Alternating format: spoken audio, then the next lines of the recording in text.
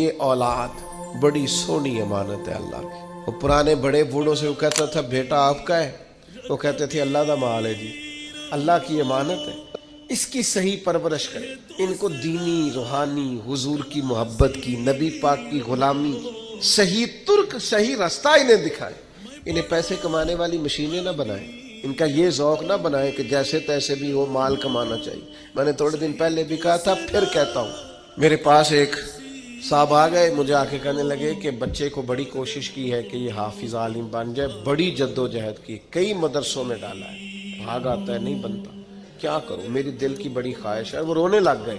میں نے ان سے کہا کہ میرا مشورہ مانیں گے؟ نہیں پڑھتا تو رہنے دیں۔ کہنے لگے تو میرا شوق، میں نے کہا شوق پورا کریں نا، آپ اسے عالم نہ بنائیں لیکن کم از کم ایک اچھا انسان ضرور بنائیں۔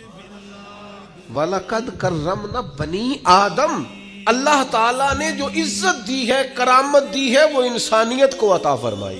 آپ کے پاس امانت ہے اللہ کی کہ اللہ نے آدم کے بیٹے کو کرامت اور عزت کا تاج عطا فرمایا۔